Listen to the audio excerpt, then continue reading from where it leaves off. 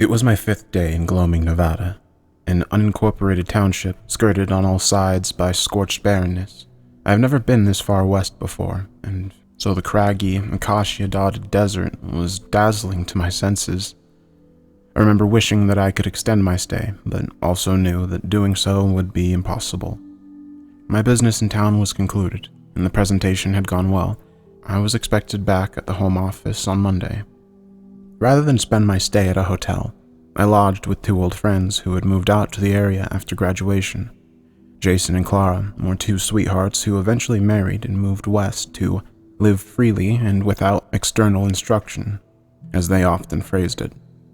They were glad to host me for the week, and I enjoyed catching up with them, even if they had become hallucinogenic-fueled desert spiritualists. I was afraid to try mescaline, and I was especially terrified to experiment with psychedelics so far away from the relatively settled streets and services of Gloaming. Still, Clara assured me with eager confidence that the experiment would be safe and, as well, as beautiful. "When we're all the way out there in the silent air of the desert," she told me, "and the peyote kicks in and there's no motion at all except for us and the campfire, all under a billion glittering stars." She searched for more words, but instead could only smile serenely. "You'll know what I mean." I agreed to join them on one of their trips before returning home. That night, as we were preparing to drive out together, Jason retrieved a glass jar with a tin screw cap from his closet and held it up to me to see. Inside were perhaps 200 small, clear gelatin capsules. Jason removed the tin cap and tipped several of the strange pills into his palm for me to inspect. I saw that each capsule was packed with shredded bits of something fibrous and hazel-colored. It reminded me of tree bark. When we were ready, the 3 of us headed out together. Jason drove while Clara directed him out of the city, then along dozens of miles of unpaved roads. Eventually, we were completely off-road, and I could feel the crags and small boulders of the landscape beneath us, jostling the car as we drove. Soon, Clara and Jason decided that they were satisfied by the pristine quality of the nature around us, and so, Jason parked the car, and the 2 of them set up camp while I prepared a makeshift fire pit. When the dusk came and deepened into night, Clara lit the campfire they had built, and Jason brought me a dose of peyote, along with a beer to help me swallow down the fistful of capsules.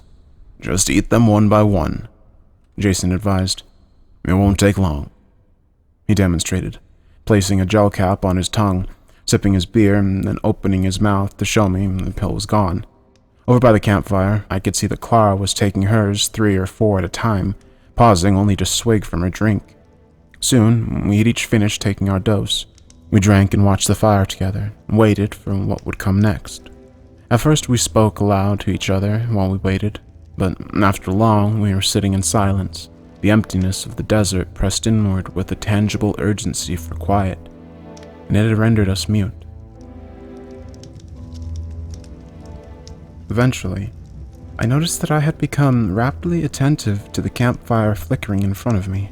Prismatic streaks of color had begun to spark out from the flame and into the night air, each one cascading like a living mote of light. I felt giddy and noticed that Jason and Clara both seemed to have entered similar states. With smiles and searching eyes, they were watching the stars.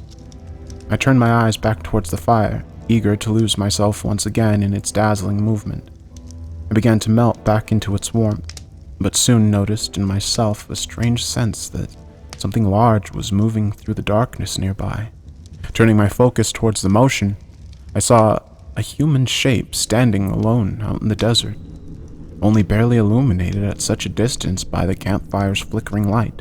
If it were only a few paces further away, I thought to myself, the shape would be completely obscured by darkness. "I see something," I heard myself say it out loud, but my voice sounded hazy and strange. Jason and Clara lazily turned their attention towards me. With a peaceful smile, Jason spoke. "What do you see, Vince? Describe it for us." I strained against my own vision, which was already limited by the dark, but now also warped by the peyote. Indeed, even the sand and the trees seemed to be moving and shifting around me. Still, the figure was not something abstract. It looked like a large man who was marching in place unsteadily, listening back and forth as he did so. It would take a step forward, then 2 steps back, then perhaps 4 rapid, mincing steps in our direction, then another 3 back, then another 3 steps back. It was staring in our direction the whole time this went on. The figure's torso bounced gently against the elastic up and down motion of its knees. "I see a person," I began hesitantly. "Or, I think I do." I shifted in place nervously, then corrected myself. "I don't think it's a person. The eyes haven't blinked at all. Indeed, the eyes were shining bright to me, like 2 illuminated pinpricks against the darkness around them. They never flickered or dwindled at all as the figure marched." "It's probably just an owl," Clara offered, her back still turned away from the thing. "Does it seem like the eyes are darting around in circles or making shapes in the dark?" "Yeah," I replied with a sobbing sort of crack in my voice. "But see for yourself, it's not like an owl." Clara propped herself up on one arm and looked over her shoulder to follow my pointed finger. Her lazy smile turned into a deep frown, and I felt nauseous to see the way her face had dropped. Jason noticed too, and turned to look with the same sudden loss of relaxation. It seemed the thing was really there. A series of warbling, clicking vocalizations rang out suddenly from the thing's direction. As it continued, the procession of sounds grew more complex and strange, and soon the noise was rolling over itself like an ungodly, squealing battle cry. It seemed to me that the thing was calling out to us deliberately, and this idea made my whole body tense up until I began to feel paralyzed. Clara and Jason began to shout at the form, which still marched aimlessly without moving closer. "Get lost, asshole!" Clara's voice rang out fiercely, but I could hear that she was growing afraid. "Hey, you're gonna wish you hadn't fucked with us," Jason added, projecting his voice across the desert in a similarly unsure tone. But the thing did not seem to mind their threats. In fact, it began to advance slowly and deliberately. Soon it was close enough to the campfire that I could see it more fully. I wasn't sure, but I felt that I could see the thing spasm badly across its whole body with every few steps that it took. It's as if the thing was struggling through some kind of seizure as it moved, and somehow it was winning the fight. In my vision and in my mind, both of which were already swimming with peyote fantasies, the thing contorted and twitched like a grotesque and poorly directed marionette. As it lurched unevenly across the sand, seemingly unresponsive to our shouted insistence that it leave, the thing began to click and mumble its strange sing-song noises again. This time, though, the sounds it made were more like English. "Just get lost already!" Clara shouted, and rose to her feet to confront the humanoid creature that was now only a short distance away. "Just get lost," the creature bellowed back, and then added a hiccuping sort of chuckle that echoed softly in the night silence. It did not slow its approach. "Find me the car keys," Jason said quietly to Clara. "They'll scare it away." Keys in hand, Jason moved quickly to unpack a tire iron from the trunk of the car, and then stood by the campfire with the makeshift weapon brandished over his head. "This is your last warning," he shouted. "Don't make us hurt you." He took several steps toward the thing, as if prepared to attack. To our relief, the creature planted its feet and stood still. Clara and I shared a glad smile before turning our attention back to Jason. When we did, however, we saw that Jason had dropped both the car keys and his weapon to the earth.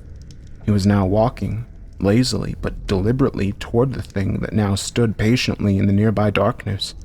The creature, staring at Jason with its shiny and seemingly lidless eyes, waited patiently for him to join it where it stood, and then seemed to lead Jason backwards into the opaque dark beyond the campfire in a marching sort of dance.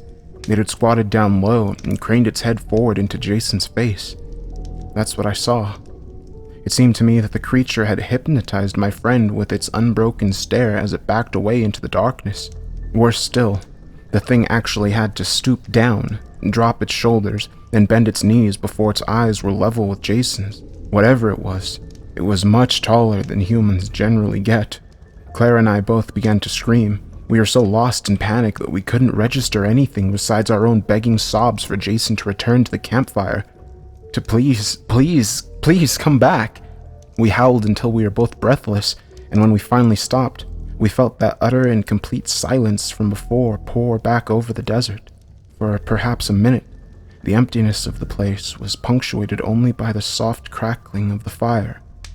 Then there was Jason screaming from somewhere that sounded like it was an impossible distance away.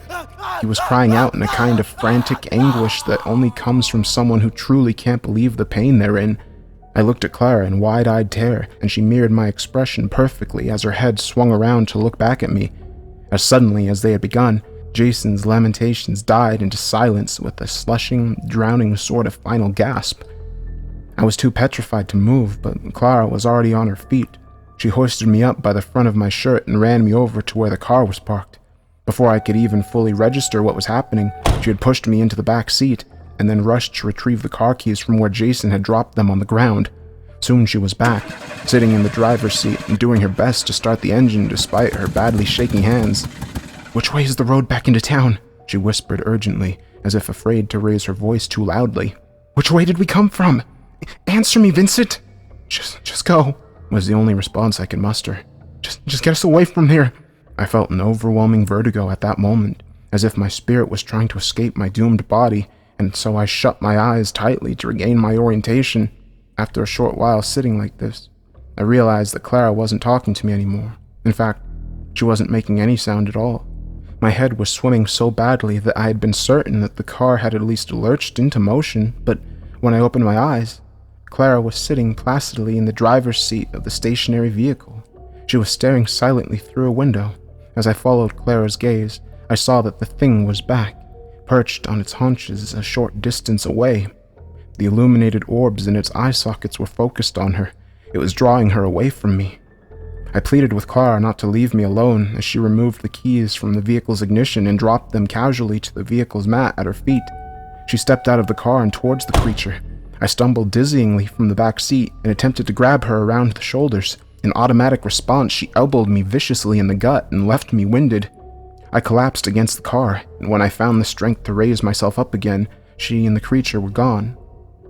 I struggled desperately to get the car back into motion, but the combination of mescaline and adrenaline in my system made progress difficult. The steps involved in starting the engine, but then putting the car into drive escaped me, and the lettering on the manual gearbox felt alien, as if I had forgotten the Roman alphabet completely.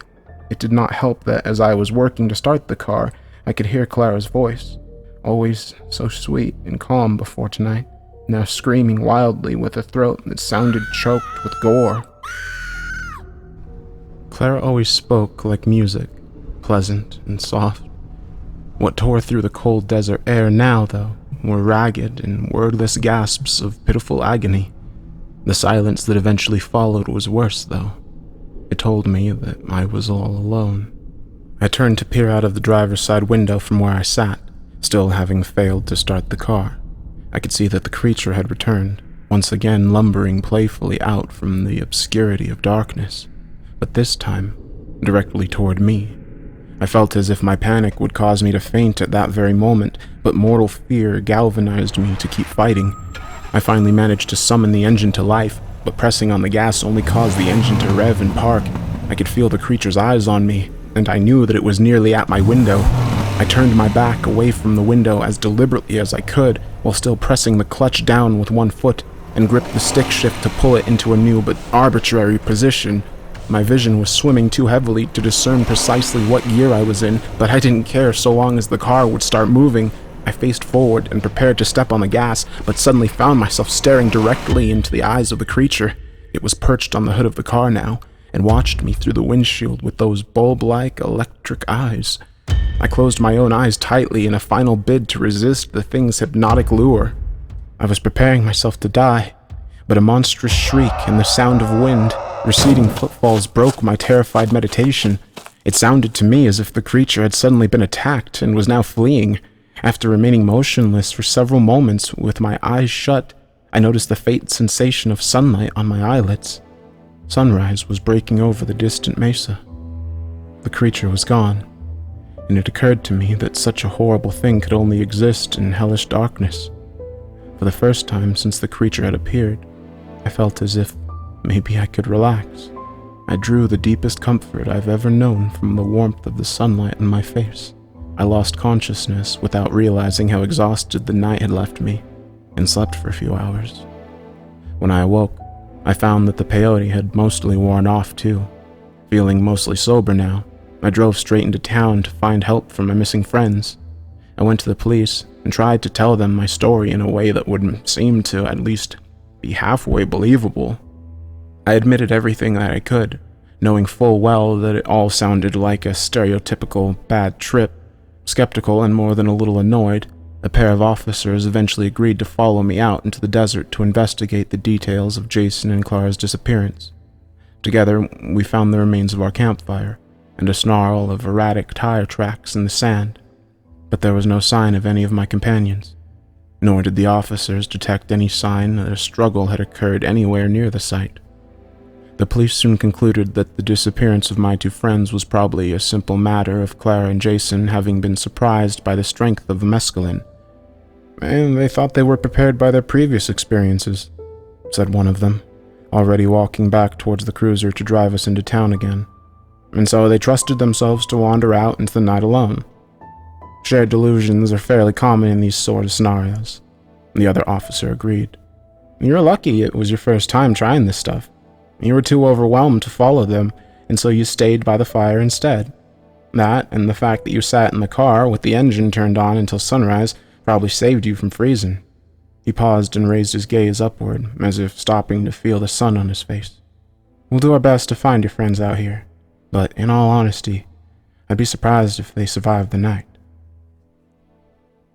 I'm home now, safe and far away from whatever that terrible creature was, or at least I think I am.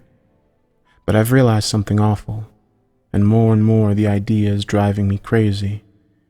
There's no way for me to be completely sure that I'm not still out there, hypnotized, being led to my death while the fantasy of escape goes on. Let me try to explain it a little better. Every night since I left Nevada, I keep having the exact same dream. Every single night. The same terror plays out in my mind in precisely the same way, and it always goes just like this. I'm driving out of Gloaming. It's around noon, just after the police have told me. I'm glad to be heading home. I consider calling my mother before I begin driving, but then I realize I don't know what I would say if she answered. I'm still shocked and exhausted, so I decide simply to make distance between myself and the town. I press eagerly on the accelerator as I drive, and yet for hours it seems as if I can make no progress. With a creeping sort of anxiety, I realize that there has not been another car in sight for hours. Even the signage on the roadside has dwindled away to nothing. My surroundings are now like an unfinished painting, jarringly without details. This is nothing like the road on which I had originally traveled into the town. I don't recognize anything. With a suddenness that rends my heart from top to bottom, the steering wheel melts away from beneath my hands. The car, the road, and even the sun above me all dissolve in an instant. I find myself standing in the undisturbed sands of the desert, teleported back into the almost perfect darkness of that gruesome nightmare. The creature looms and croaks a sound nearby, staring directly into my eyes. I realize I've been looking back into its face for who knows how long. The safety of that morning sunrise, the relief of my narrow escape, they were all simply illusions inflicted upon me to occupy my mind as I march myself towards execution. In this dream, my waking life is the fantasy, and I'm still out there with the creature. The thing howls at an ear-splitting volume, and I brace my hands against my skull in an attempt to resist the sound. Still, my knees buckle and I fall to the ground. The thing is inches away now, and I can see that it draws oxygen into itself from a number of chitinous vents which dot its chest and neck. Periodically, they suck inward like gaping mouths before relaxing again. As the thing leans in to consume me, the sound it makes becomes quieter and more discreet in tone. It begins to suck air more rhythmically and releases each breath with a low hiss.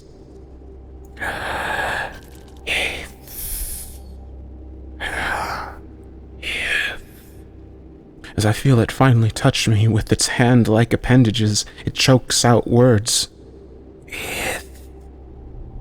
Don't you miss your friends? With a slobbering, suctioning sort of sound, the flat and featureless jawline of the creature unfolds into a gaping maw. Chevrons of razor-edged teeth present themselves from fleshy folds all along the inside of the thing's throat, which is now spread open like the distended jaws of a snake. Now exposed to the air, they shimmer against the blackness of the night like stars.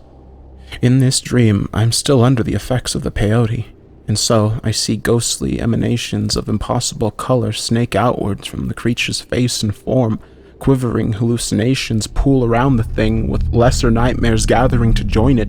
Jeering ephemeral demons spring through the night air towards me, with each eager spasm of the thing's face. Fractals drip from its lidless eyes, and I can feel that I too am weeping. In this dream I can't stop having. The sun does finally rise over the expanse of the forsaken desert, but I am not alive to greet it.